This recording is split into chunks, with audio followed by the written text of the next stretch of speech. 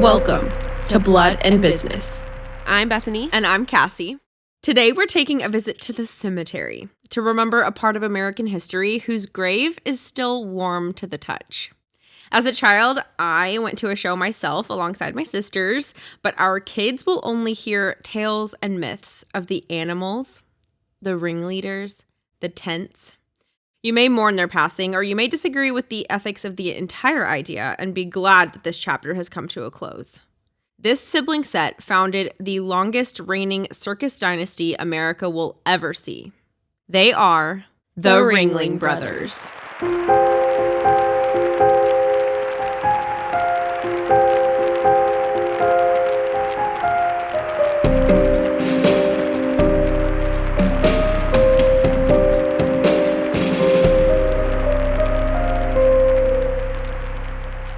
The greatest show on earth. A slogan adopted in 1919 when the Ringling Brothers Circus combined with the Barnum and Bailey Circus to begin the last ever chapter of the historic American circus. In a time before YouTube or television, the circus was a seriously big deal. And as long as we have known the circus, it's always been a family affair. The first place the world ever saw such a show, such an idea, was in the 17th and 18th centuries. Single-unit European families began putting on small road shows and traveling from town to town with their unique skills. There were tightrope performers, equestrians, acrobats. They lived and worked as a family. And though the Ringling Brothers came along more than a century later, they were no different. They just scaled it up a bit, hired a few non-blood relatives, but in the beginning, it was truly nothing but a family affair. Just 5 brothers and a crazy dream. In the height of their circus empire, every day, 1,500 people and 1,000 animals, from like elephants, tigers, an insane amount of equipment as well, there was 50 tents, minimum, were all moved from town to town. A canvas city would be set up in each town that they visited. There were lighting and wardrobe departments, a cookhouse, a zoo of animals, sideshows, and of course, the big top. It all started for the brothers after witnessing show animals arrive by boat one early morning in 1870. The brothers were walking home for breakfast after getting up before dawn to watch the circus arrive in their tiny Wisconsin town, the first time they ever spoke of having their own circus. The first show they put on cost just 1 cent to attend, but they don't actually count that one as a Ringling Brothers circus performance. The next year, in 1871, is what they mark as their official start, the first real show, where they raised their admission price to a whopping 5 cents per ticket. But before we get into their career, or lack thereof, in the 1800s, let's talk about who these brothers were. How did they function as a family unit and as business partners? I grabbed 2 pieces of evidence that I think really paint the picture of what the Ringling family was like. So first, here's an excerpt from their nephew looking back on his relationship with his uncles. These big, lusty, gusty uncles of mine dominated the life of the little Midwestern city they had literally put on the map. And they also dominated the lives of their wives and children and my mother and father and John, Salome, and me. But they were very kind to us. After my Uncle Al died in 1916, when I was 7 years old, the conclave of uncles decreed that we Norths should live in his great turreted Renaissance-style mansion, half castle, half chateau, built of Lake Superior sandstone. I have fond memories of that house. Henry Ringling North.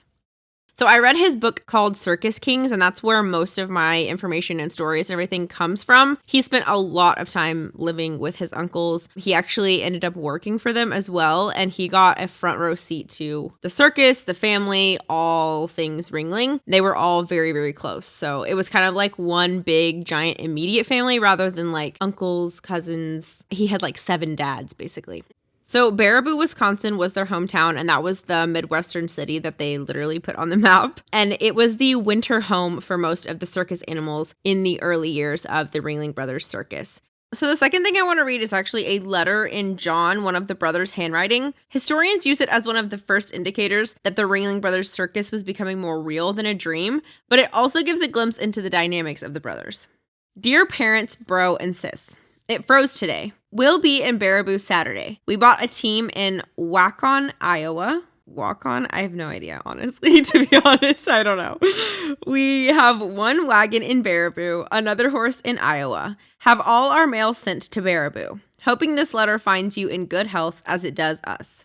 Yours, Ringling Brothers.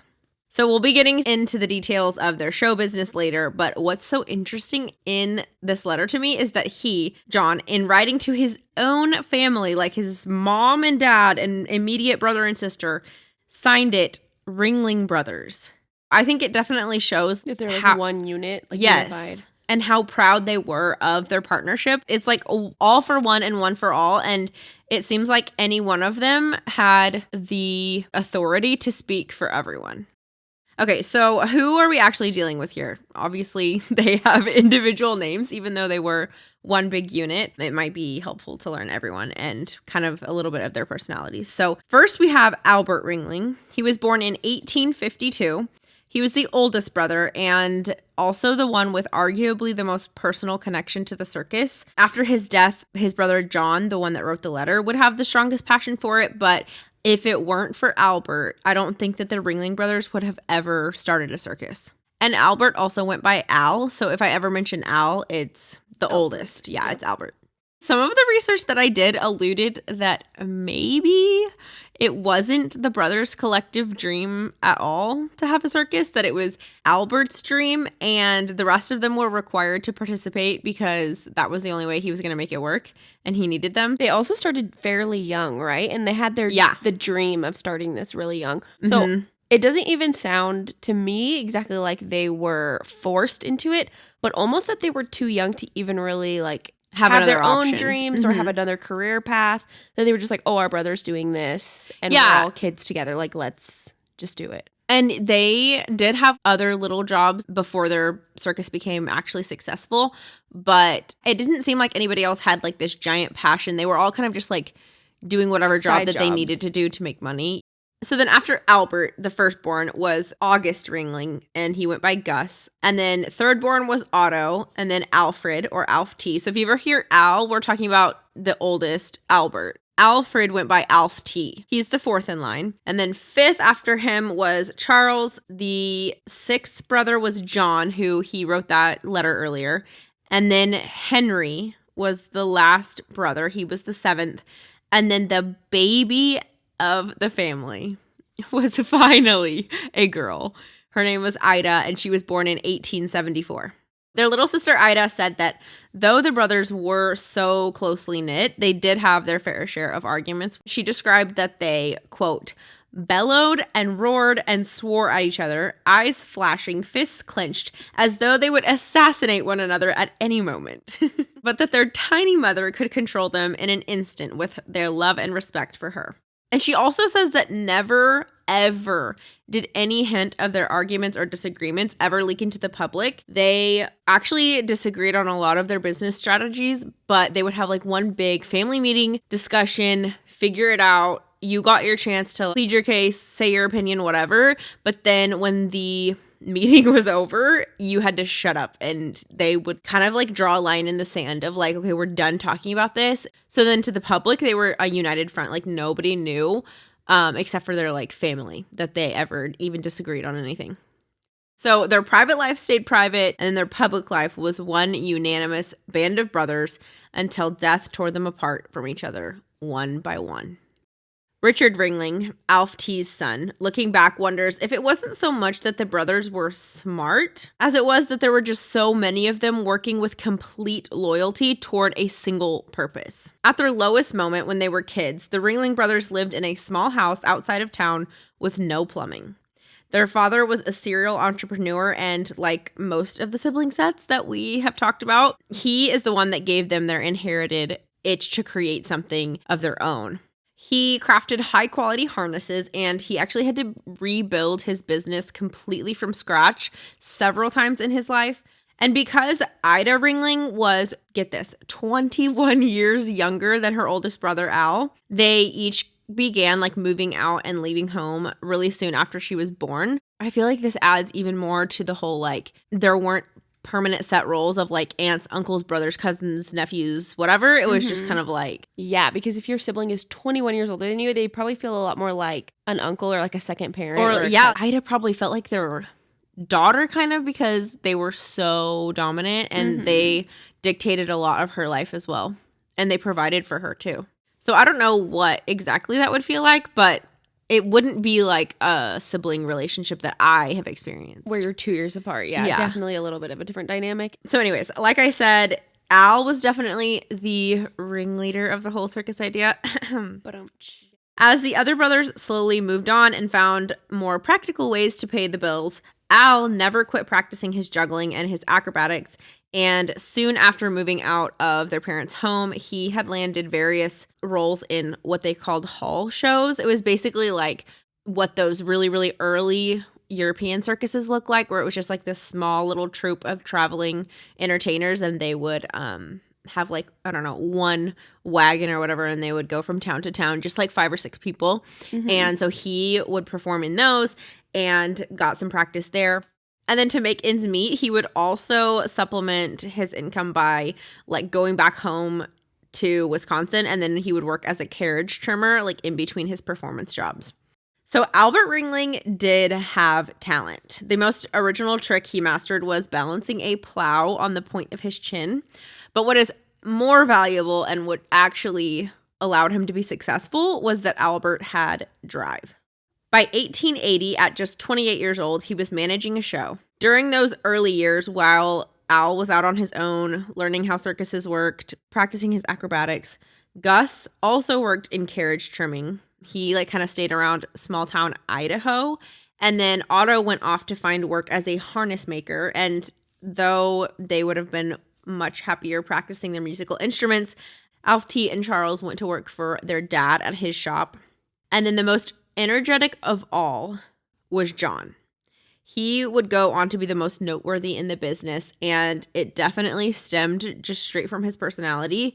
He never finished high school. His mom used to joke that the only way to keep John in school was to tie him to his desk. And when he was 12 years old, he ran away from home to create a life of his own. 12. At 12. Oh my goodness. He began selling his very own homemade pot and pan cleaner in Milwaukee.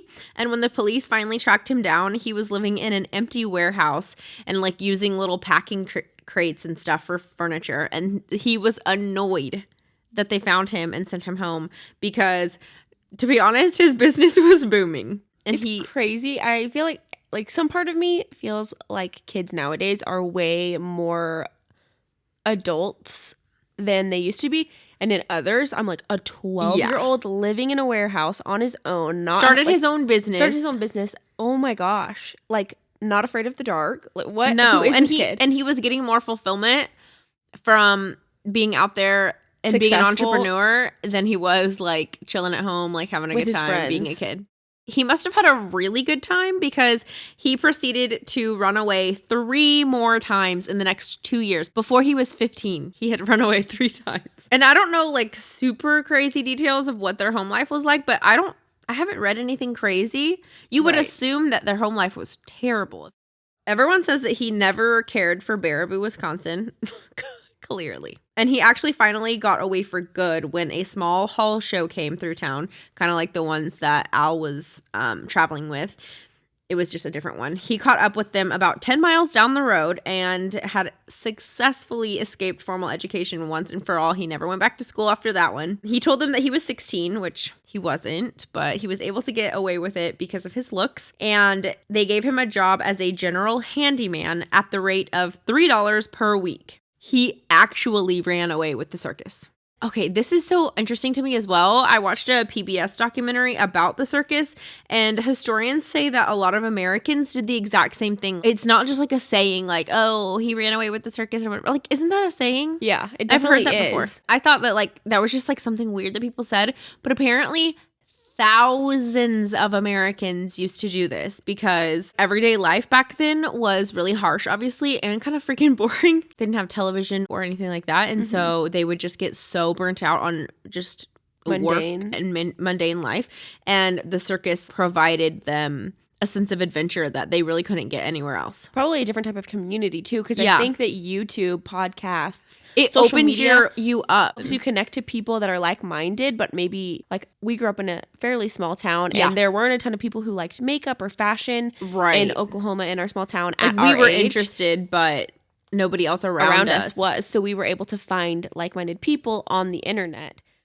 So Old John loved his gypsy life, but he got tired very quickly of never actually receiving his pay from that troupe that he joined. Occasionally, the manager would throw like a $50 his way, but knowing the business skills that he had and knowing, dude, I've been successful before on my own. I made way more money than this, and how easily he was able to sell that pan cleaner. It really only further offended him when the manager would pay him so little. He's like, yeah, I'd be pissed.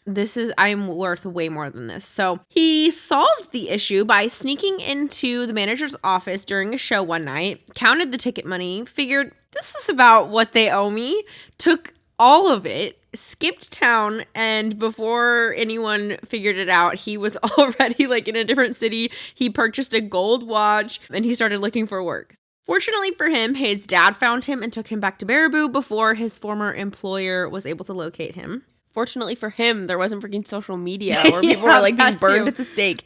The things that these brothers did. Oh, a little sketch. I'm sure for the time it was all above board for the era, but slightly, or just normalized. Oh, yes. Like face tuning now. Like, yep. It's not necessarily it's not honest, but it's also very common. Yeah, everyone's assuming you're doing it. But again, with the whole, can you imagine these kids doing that now? Like, no. Running them streets, baby. Yeah, you're either getting canceled or I don't know what. But definitely your dirty laundry would be way more out there. And I think that their start would have been completely different. There's another thing that I want to talk about later with that exact thing. I think that if they grew up in this century, totally different. On June 10th, 1882, the Sauk County Democrat newspaper announced, Albert Ringling is home for several days of vacation with his parents.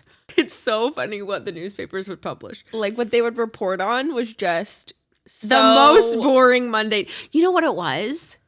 They didn't have social media to announce what they were doing. They literally had to put it in the paper. Humans will figure out how to talk about themselves. Yeah, apparently there wasn't much going on in Baraboo at the time, so Albert was the most interesting happening. But he actually wasn't on vacation. He was coming back to realize his lifelong dream, having his own show. Charles and Alf T were totally on board. They were the ones who were working for their dad, and they both were musicians, so they were like, this is the life plan that I would rather. And so they, along with August, recruited 3 local boys and began organizing the production. The brothers were definitely more interested in the excitement and the hype and less worried about facts, like you said, because they billed the show as the 4th season of the Ringling Brothers classic comic concert. New faces, new acts, new songs, famous singers, comedians, 2 hours of solid fun. They weren't liars, but everyone in the circus business did like to stretch the truth. And they got to this 4th season figure by counting their 5-cent show as the first show, and then Albert's 3 seasons of managing the hall shows as the rest. And they're like, okay, this is our 4th season. It makes sense. It's technically fine. A Ringling brother was a part of some of those. So another example of circus culture is that one time early in their career, while transporting their circuses by wagon, the brothers didn't own enough horses to actually get all of their stuff from town to town. So they hired a few farmers who owned horses and wanted to come along and see America. The problem was that circus life was rough, not fun at all. And these farmers weren't working for themselves, trying to make this huge dream work like the Ringling Brothers were. So when things got messy, the weather was bad, or any like little thing happened, a lot of them started to talk about just bailing on the whole thing. But Otto came up with this story. He started a rumor that a troupe of giants called the Ananias Brothers were about to join the show. Backstage gossip said that they were 8 feet tall and generously tipped the crews that they worked with. So anyone who left now would miss out on a good thing. Also, it was probably so much just easier to lie or stretch the truth, be dramatic, because not everyone had Google on their phones to fact check you or call around and ask. Like, you just kind of had to take people for their word and believe them, or just second guess and like gossip, but nothing would really come of it because all you had was speculation. Mm-hmm. Otto's strategy worked, but it really only postponed the trouble because when obviously the Ananias brothers never showed up, it was the great exodus of the farmers. Did they even exist? Like, were they? No, not at all. So finally the farmers were just like, dude, these people are out. Yeah. Okay, let's rewind back to 1882 when they were first setting out to create their own show. The brothers printed handbills and tickets and practiced frantically. They purchased costumes and trucks for traveling, and by the time the Ringling Brothers hit the road, they were just about flat broke. Taking a roundabout way, they first went by wagon, and then they hopped on a train for the rest of the way and went to a little town in Wisconsin. They were taking the complicated route purposefully to try to prevent anyone they knew from back home from following them on their tour. I guess even back in the 1800s, people had a hard time minding their own business and choosing to be kind because during their first performance, just like they were trying to avoid, they were exposed as being an amateur show by people who literally followed them the entire way and figured out where they were performing at, and then went to their show and started screaming and exposing them for why. Oh my God, 1800s version of freaking Karens. Yes. Like trolls. Trolls on the internet. Trolls, yeah. So here's a quote from Charles on how the first day went. When those two young fellows dashed into our faces with their guileless effervescence and their carbonic questions made the crowd standing around wise about our newness, we felt like taking the train back to Baraboo. How could we shake hands with the fellows when we felt that they deserved to be murdered? I don't know. We were crushed for all day. Charles Ringling. The story, I feel like, is like Ocean's 8. Like, you're rooting for the bad guy almost. Yeah, like, you want them to get away with all the lies and exaggerations. Exactly. So with their nerves now shaken, the first show actually went worse than everyone's worst expectations. And again, according to Charles, from the very beginning, the troupe in its entirety seemed to fly to pieces. The funny part of it was that not one of the 59 people that came to see the show got up and walked out. They suffered the tortures of our music and bore the weariness which hung upon our jokes with a patience and good nature which I feel grateful for to this day. They even applauded at times. I hope every one of them has prospered since and may live a long and happy life. Each deserves it after such a sacrifice. It's precious. As they left for the next town, their working capital was $2.50. When they arrived, though, they were astonished that their pre-sold sales for that next show totaled $60. They showed up at the venue and the venue was like, okay, here's the money that we owe you, $60. Every seat in the house was filled. They're showing up, they're like, is anyone coming? Yes, they have only had one show. And it was an epic fail. And like, it's not social media internet era, so like, how are they even marketing? Kind of seems too good to be true, right? A little bit. So come to find out, there had actually been a local dance advertised to be held that night, but when the people who were putting on the dance tried to book the hall, the venue had already been booked by the Ringling Brothers, but they had already advertised the dance. So all the townspeople show up ready to dance with their dates and didn't realize the dance was canceled until they were already there, so they just took the next best thing. The Ringlings. Two of the brothers danced, two played instruments, and one sang, and they used their profits to purchase evening suits and top hats. So in 24 hours, they literally went from like completely destitute, impoverished to prosperity. Obviously, that did not happen at every show. It was pretty rough that season. But John Ringling did join them at age 15 that December. He had 3 comedic roles in the show. And since the band needed an alto horn, his big brother Albert literally locked him in his room to practice all day, every day until he was able to play the part. He literally wouldn't let him out. He was like, I'm shoving food through the door. You're staying in there until you can perform for me. So they played 6 nights a week, stopping in every little town in Iowa and then South Dakota, and then moved on to Minnesota. They avoided the big towns because those little communities were a lot warmer and more starved for entertainment. So they always had a better success rate, like more people would show up. They had a niched avatar. Exactly. They were operating on such a small margin that just one low attendance night could have set them straight into bankruptcy. So they had to be sure that people would be interested.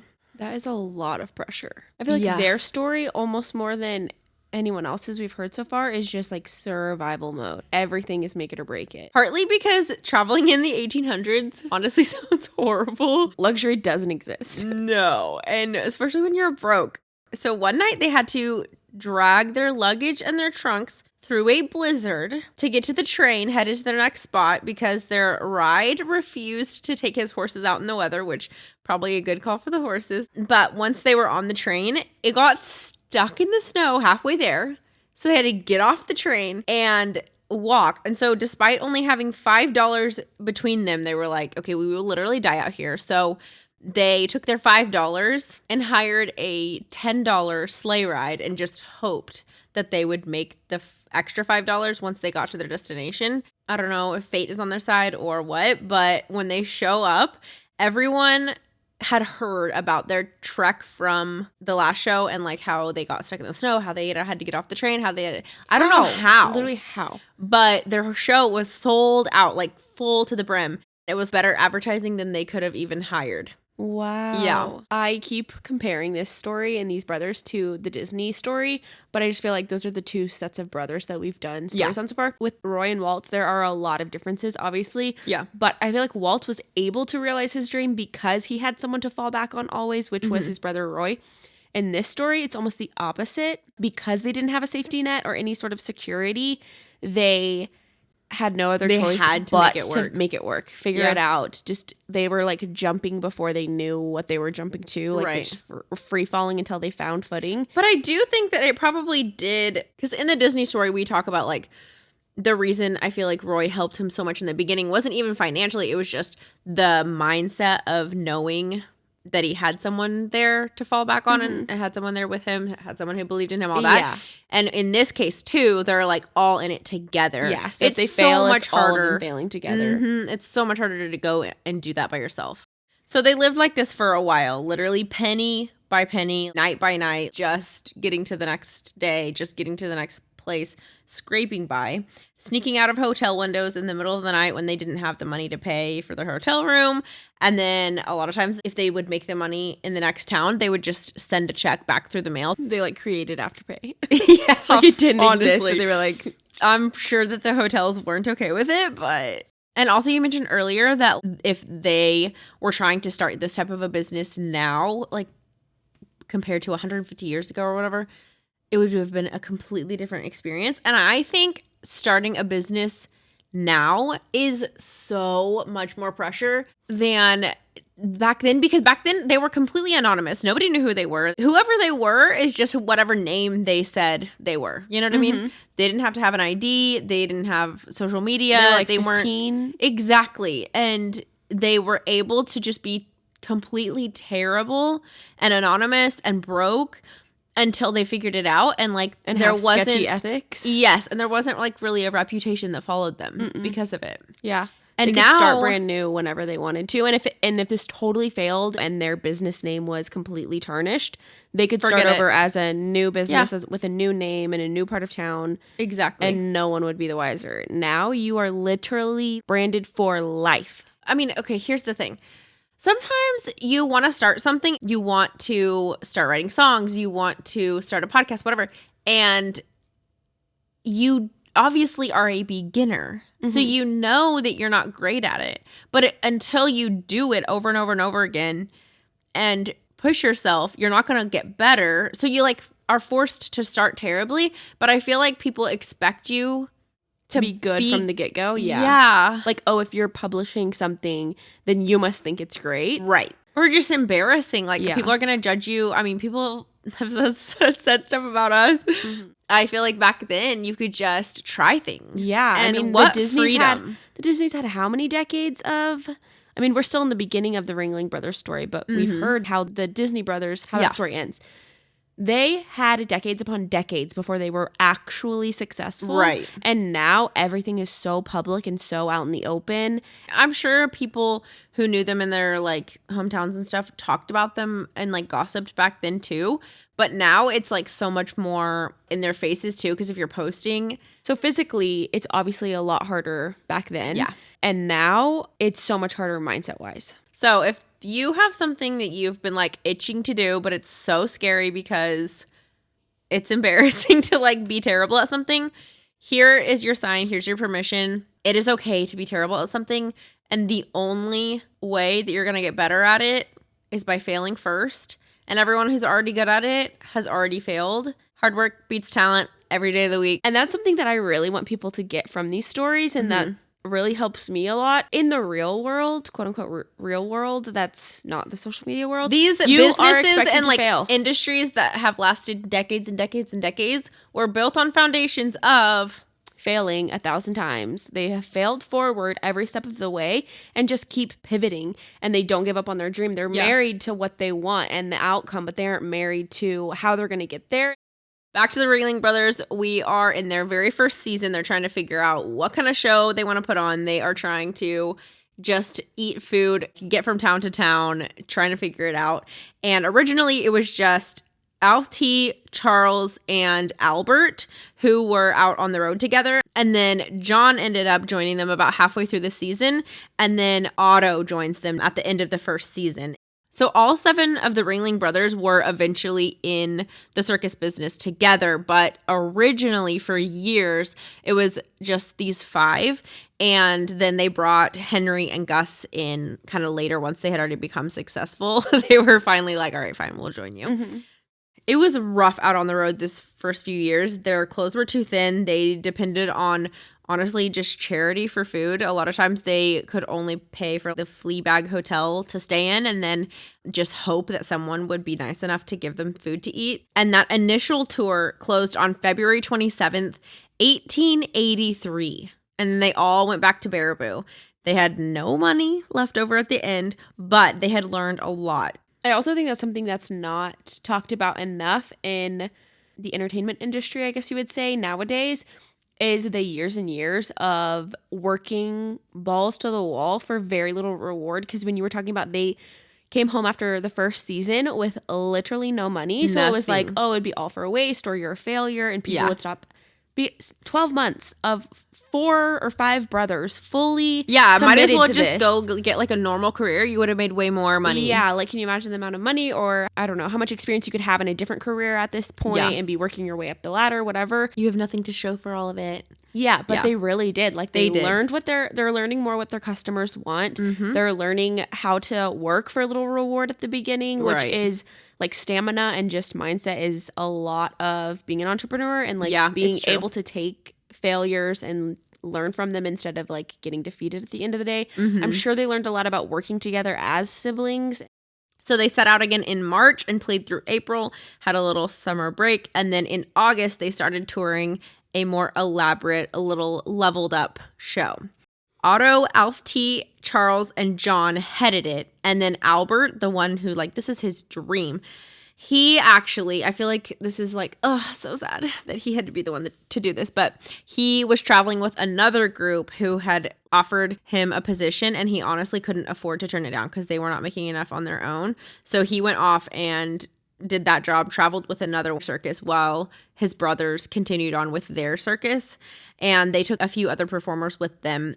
Feel like it's so sad that the one who wanted this to be his dream, he wants his own show the most, Albert, the firstborn, has to go off and like work for another show again while his brothers get to. But maybe he kind of wanted to learn from, like, if it were me, I would want to have more time shadowing a more successful show and be able to like bring that back to my brothers and say, okay, this is what they're doing. Because you get like a behind the scenes or like inside scoop.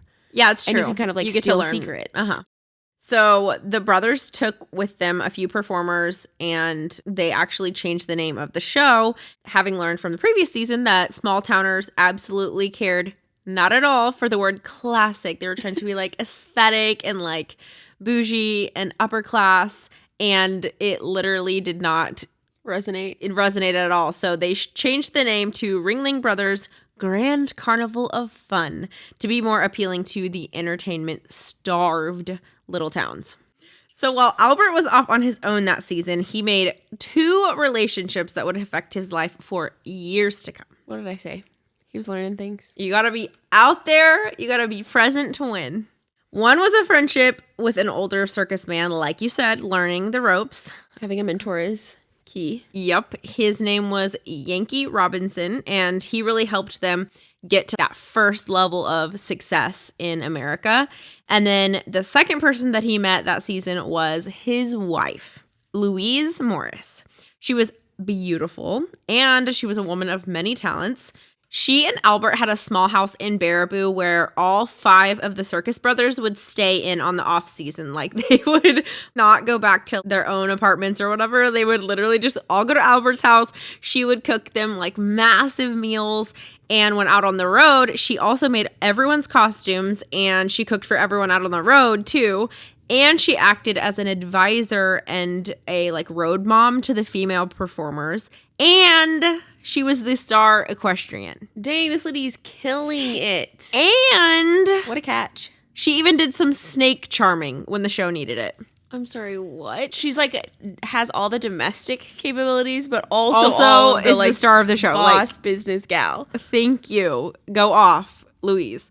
Also, how social media has absolutely just completely changed the game.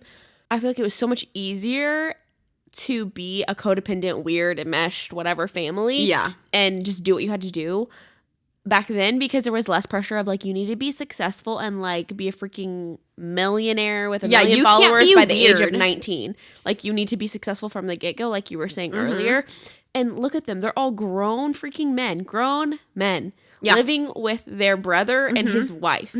As grown men. And letting her just like cook for them and like completely do everything together. They weren't worried about like having a social life with like all these random friends, and also like looking really good and successful to other people. They were doing what they wanted to do and what worked for them. Yeah, they were literally just concerned about what they enjoyed and what they were good at, and that was it. It wasn't like, well, how does this look? Yeah. And I have definitely realized that with, it's like all these people, because, okay, I am 25, which is like fairly into your beginning adulthood. I feel really young still, but whatever. But same. I'm like am 12, I 17? Yes. And I like lived on my own for years, and then moved back in with my parents, and then lived with my little sister. Now I'm living with my older sister and her husband. Yeah. And I'm moving back in with my parents again.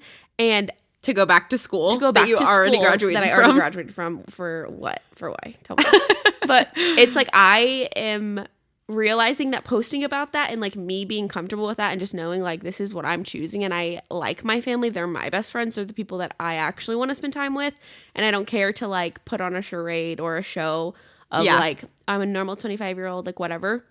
Apparently that's weird. Apparently it's weird, but it's making people like come out of the woodwork. They're married and they're living with their parents, or they've also moved back in with their family, whatever it is. When did that become, I don't know, weird or a secret? It just makes me sad, I guess. I feel like the Ringling Brothers are such a good story of just doing what you wanted to do, because that is actually the life that you want to live, and you don't care how long it takes to be successful or what it looks like to other people or your peers. So finally, in September of 1886, Henry joined them. He was the 6th brother to hop on the circus bandwagon, but in birth order, he was the 7th and youngest brother. It was his job to go out ahead of the circus and canvass the area. And back in the 1800s, circuses would unload all of their animals, wagons, performers, whatever, off the train, and then they would literally hike, like take the long way through town and walk the whole way to the lot where they were going to actually set up the tent. It was free advertisement for the circus to like parade themselves literally through town, showing like, ooh, we have tigers, we have acrobats. It would show people what they were going to miss that night if they didn't come to the show. So he would like go to each of these towns ahead of everyone and like map out what route they could take to get the most publicity through town. This is also a little really good business lesson. Like, even if you have the best quality product ever, if people don't know about it, they won't get to enjoy it. So even though people in small town America in the mid 1800s were literally starving for any kind of like spice in their life, they still had to walk by everyone's house and show them what they were going to miss if they didn't come to the circus. Henry was the one who would map all that out. So his brothers set him up with a like luxurious carriage pulled by gorgeous horses, so that whenever he would show up to the town, he would represent the show really well and essentially be another walking billboard for the circus. But Henry had a weakness that he'd inherited from his grandfather, and after he mapped the very first town, looking quite dapper in his brand new suit, he proceeded to just keep on going. He left the circus behind and embarked on a 6-week bender that ended in a small town in Iowa where his brothers discovered him completely destitute. I would be pissed. You send your brother off to freaking do some marketing? He just literally leaves. He just goes on vacation. Goes on a bender. They are so... I'm like, were people just weird back then? Or is it just this family? I honestly have no idea. When his money started to run out, he was not done partying. So he literally sold his horses. He sold the carriage. He sold his suit. And, like, they sent him off with, like, all of their most expensive stuff, and he literally just took it all. He drank it all. I would be pissed. These boys are family, though, so they kept Henry on. They were also not fools. So Henry was reassigned to the front door where he could keep an eye on the ticket takers, and his brothers could keep an eye on him. He didn't actually become a partner in the business until a lot later than everyone else. When Otto died in 1911, they gave him Otto's portion of the business. So I don't know if they just didn't trust him and they were like, we'll provide for you, but we're going to take control of it. Yeah, I don't blame them. And I'm sure that there were a lot of stuff behind the scenes, a lot of arguments and conversations and like interventions behind the scenes. And all of the brothers had extreme behaviors, like excessive eating, drinking, yelling, all of that. But Henry was the only to succumb to his vice, and he eventually did end up beating alcoholism, but first he had a lot of years of frustration, and things actually got really dark for him. Mental health was a big struggle for him, obviously, and in his drinking years, his brother literally found him ready to take his life one night, and thankfully they were there for him, and he did live to fight for many more years. But everyone around him said that that was like a very stark turning point for him, and he was always like an extreme person, but from that event on, he never took another drink, but he never really recovered either. And unlike his loud, like super happy, boisterous brothers, he was always really, really melancholy after that, and like kind of you could tell that he was in a silent battle with his own demons inside himself. Ugh, kills me. It's so sad. We're just getting to the part of the story where the brothers are figuring out like how to be successful, and they're starting to like really get the ball rolling. So we are going to stop here and pause for the next episode. We're going to talk about circus life. We're going to talk about like the brothers' individual personalities. All of the drama is to come, basically. So y'all want to listen to the next episode. It's already on your Spotify or podcast app. Just click play. This is really just the setup, the groundwork for what you need to know in order to get the juicier parts of the story. We all know that the Ringling Brothers circus is massive. The Barnum and Bailey circus is in the future because obviously it's a combined Showman. Yes, and if it's a combined, like at the end it was the Ringling Brothers Barnum and Bailey circus. So we've got to get there somehow. And there's lots of drama, lots of money, lots of fights, lots of blood and business. Blood and business, baby. Part 2 is already loaded in your Spotify or Apple Podcast app or on the YouTube channel, wherever you're watching. It's there. Click on it. We will see you there. Subscribe on Apple Podcasts or wherever you're listening. And please, please give us a rate and review because we are a baby podcast and it helps us be found by other people who want to hear stories.